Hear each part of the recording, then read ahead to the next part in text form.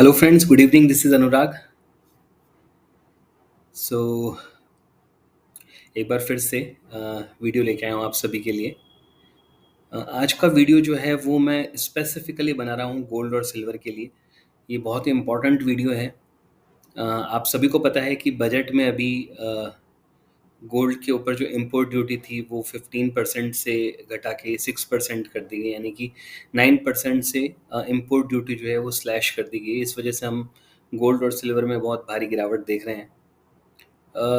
तो ये आज का जो वीडियो है ये मैं इसलिए बना रहा हूँ कि फ्रेंड्स, गोल्ड में मुझे बहुत ज़्यादा बड़ी अपॉर्चुनिटी नज़र आ रही है। इसके ऊपर मैं वीडियो बना चुका हूँ। तो आप चाहें तो मेरे प्रीवियस वीडियोस भी चेक कर सकते हैं मेरे यूट्यूब चैनल पे जाके। मेरा जो यूट्यूब चैनल है that is learn trading with Anurag. पहले इसका name ARG_ Anurag ARG signals था। अभी इसका मैंने जो नेम है वो लर्न ट्रेडिंग विद अनुराग किया है। अगर आप यहाँ पे जाके देखेंगे गोल्ड के ऊपर आपको सिल्वर के ऊपर भी मिल जाएगा। गोल्ड के ऊपर भी 2 वीडियोस मैंने पोस्ट कर रखे हैं, वो मिल जाएंगे आपको यहाँ पर। ठीक है, तो अभी एक बार एनालिसिस कर लेते हैं हम लोग कि गोल्ड के अंदर मेरा व्यू क्या है। मुझे क्या लगता है मैं वो एक बार फिर से शेयर कर लेता हूँ आप सभी के साथ में। फ्रेंड्स देखिए, मैं सबसे पहले मैंने अ, एक बार के लिए इस जो भी लाइन्स इनको हटा देते हैं। आप यहाँ सब देख रहे हैं, ये मंथली चार्ट मैंने ओपन कर रखा है। मंथली चार्ट में ये डॉलर का चार्ट है। मंथली चार्ट में आप यहाँ देख सकते हैं 1921 का हाई था सितंबर 2011 का, जिसको गोल्ड ने ब्रेक किया है और क्लोजिंग भी दी है 1 जुलाई 2020, यानी जुलाई मंथ जब एंड हुआ था तो इसने हमें कंफर्मेशन दिया था मंथली टाइम फ्रेम पे। तो उसके बाद में जुलाई से लेके, और अगर आप देखें हमें कंफर्मेशन कहाँ मिली है, फर्दर एक कंफर्मेशन जो मिली है वो हमें मिली है मार्च 2024 में। यानी कि जो हमारा ब्रेकआउट था, इस जगह पे जो हमारा ब्रेकआउट था यहाँ से लेके और यहाँ लगभग 1339 डेज, यानी ऑलमोस्ट 3 ईयर्स और 8 मंथ्स तक गोल्ड की प्राइसेस ने सिर्फ कंसोलिडेट किया है। और उसके बाद में हमें जो मेजर ब्रेकआउट मिला है वो मिला है मार्च 2024, यानी मार्च जब एंड हुआ तो हमें कंफर्मेशन मिला है कि हमारा ये ब्रेकआउट डबल कंफर्म हो गया। ठीक है, अगर आप इसको एक ट्रेंड लाइन ड्रॉ करें, अगर आप यहाँ से 2011 से लेके और ये जो 2020 में इसने हाई ब्रेक किया था, तो इसमें भी हमें एक कंफर्मेशन यहाँ मार्च 2024 तक मिली है। मार्च 2024 के एंडिंग में मिली है। ठीक है फ्रेंड्स, तो अभी यहाँ पर आप देख रहे होंगे कि यहाँ पर आपको एक कप एंड हैंडल का भी आपको यहाँ पर पैटर्न नज़र आ रहा है। अगर मैं इसको ड्रॉ करूँ, जो मैंने पहले ड्रॉ कर रखा था,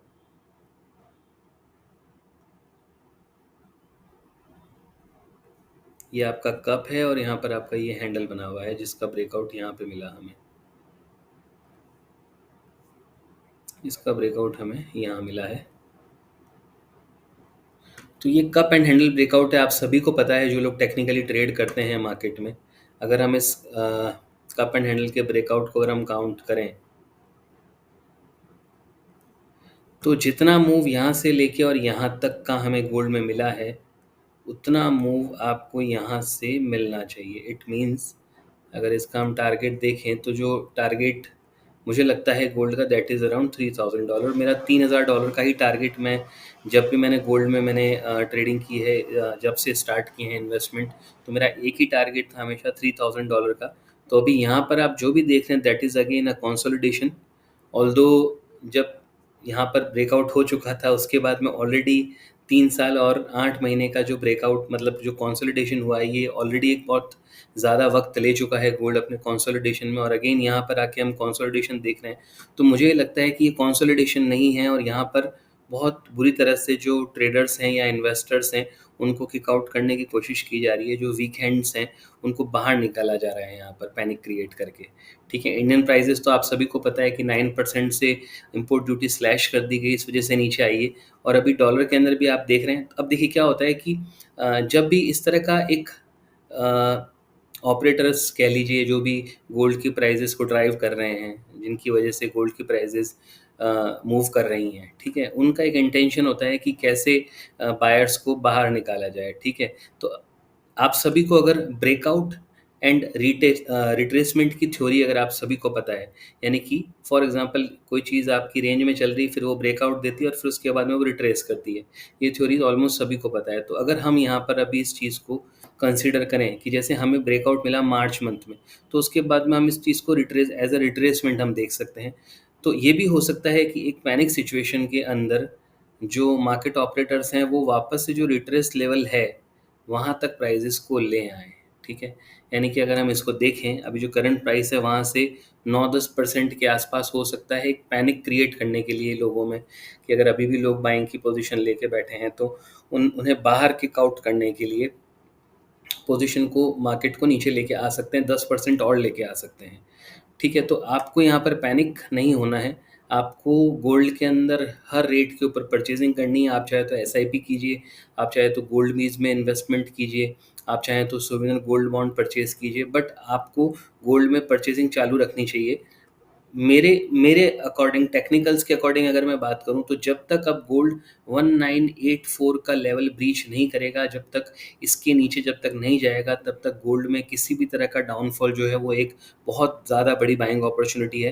देखिए क्या होता है कि जितना बड़ा ब्रेकआउट होता है उतने ही ज़्यादा ऊपर जाने के किसी चीज़ के चांसेस होते हैं। ठीक है? मैं आपको एक रफली एक एग्जांपल दिखाता हूँ। जैसे फॉर एग्जांपल हम निफ्टी आईटी का एग्जांपल लेते हैं। अगर आप निफ्टी आईटी को देखेंगे, तो निफ्टी आईटी का जो ब्रेकआउट था यहाँ पर, जो फरवरी 2000 का जो ब्रेकआउट था वो हमें मिला कहाँ पर, जनवरी 2014 में। यहाँ पर भी 14 साल का ब्रेकआउट है। अगर हम इसको देखें तो टेक्निकल पॉइंट्स के अकॉर्डिंग, टेक्निकली जो मेरा टारगेट, जैसे मैंने गोल्ड का भी आपको $3000 का बताया है, टेक्निकली जो मेरा टारगेट था वो 18,000 का ही टारगेट था। लेकिन अगर आप यहाँ देखेंगे तो 18,000 की जगह पे यहाँ पर आईटी इंडेक्स जो है वो 40,000 तक चला गया, ऑलमोस्ट 39,440, ऑलमोस्ट 40,000 तक चला गया। ठीक है? तो अगर आप यहाँ पर देखेंगे तो ये फिबोनाकी रिट्रेसमेंट के लेवल्स मैंने ड्रॉ कर रखे हैं। ठीक है? तो यहाँ पर अगर आप देखेंगे ये 2 की वैल्यू है, यहाँ पर 3 की वैल्यू है, और इसने यहाँ पर 4.236 तक के लेवल को इसने टच किया है। ठीक है? अगर हम इसी फॉर्मेशन को अगर हम गोल्ड में अप्लाई करें तो क्या हो सकता है? इसी को अगर हम गोल्ड में देखें, इसी फॉर्मेशन को, सेम फॉर्मेशन को, मैं जहाँ से इसका ब्रेकआउट लेवल है वो मैं लगा देता हूँ। तो जो 2 की वैल्यू थी वो तो मेरा एक मिनिमम टारगेट है, यानी $2800 तो मैं मान के ही चलता हूँ कि ये तो आना ही है। ठीक है? बट जब इतने बड़े ब्रेकआउट्स होते हैं, जब 13-13, 14-14, 15-15 साल के ब्रेकआउट होते हैं, तो वो चीज़ें रुकती नहीं हैं, वो चीज़ें कहीं पर भी जा सकती है। अगर हम सेम, अगर हम जो आईटी इंडेक्स में जिस तरह की चीज़ हुई है, अगर हम सेम उसको अप्लाई करें, और अगर उसी तरह से जैसे 4.236 के लेवल को आईटी इंडेक्स ने टच किया, उसी तरह से गोल्ड भी जो है $4700 यानी 5000 के लेवल्स तक भी जा सकता है। तो ये छोटा ब्रेकआउट नहीं है। तो जो भी आपको गिरावट नज़र आ रही है वो जस्ट, जो मेरा ओपिनियन है, जो मेरा व्यू है, वो ये है कि एक पैनिक क्रिएट करने के लिए बायर्स के अंदर, और उनको जो भी ट्रेडर्स हैं, देखिए क्या होता है, जो इन्वेस्टर्स हैं वो तो इन्वेस्टमेंट करते रहेंगे। आज मैंने अगर फिजिकल फॉर्म में गोल्ड ले रखा है, सोवेनियर गोल्ड बॉन्ड फॉर्म में ले रखा है, तो मैं तो I will keep investing in it. But जो ट्रेडर्स हैं, जो कमोडिटीज़ मार्केट में ट्रेडिंग कर रहे हैं, उनके लिए एक बहुत पैनिक वाली सिचुएशन हो सकती है।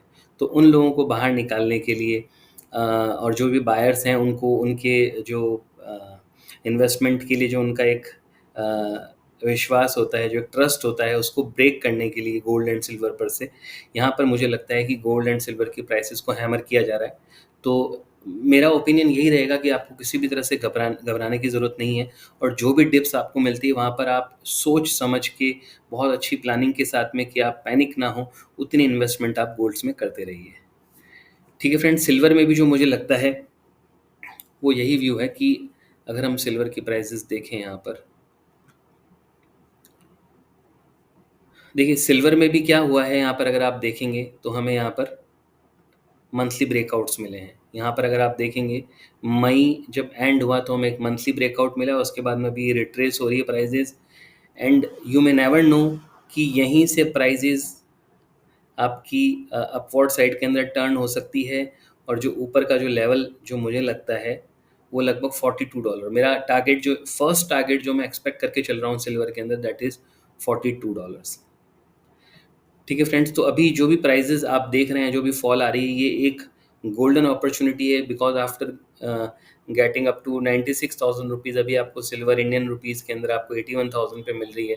तो it can be a very good price for you कि आपको एक अच्छा डिप मिल रहा है, और यहाँ पर आप चाहें तो आप सिल्वर बीज में भी आप इन्वेस्टमेंट कर सकते हैं, फिजिकल सिल्वर भी बाय कर सकते हैं। तो ऑल इन ऑल मैं यही कहना चाहूँगा कि गोल्ड एंड सिल्वर की प्राइसेस में गिरावट से आपको घबराने की ज़रूरत नहीं है।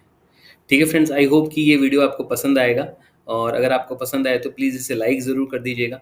अगर आप चाहते हैं कि अगर आप सोचते हैं कि आपके फ्रेंड सर्कल्स में, रिलेटिव्स में भी गोल्ड एंड सिल्वर को लेके किसी तरह की अवेयरनेस होनी चाहिए, तो ये आप वीडियोज़ उनके साथ में भी शेयर कर सकते हैं। और आपने अगर मेरा चैनल सब्सक्राइब नहीं किया तो प्लीज़ मेरे चैनल को ज़रूर सब्सक्राइब कर लीजिएगा। ठीक है फ्रेंड्स, चलिए मिलते हैं अगली वीडियो में।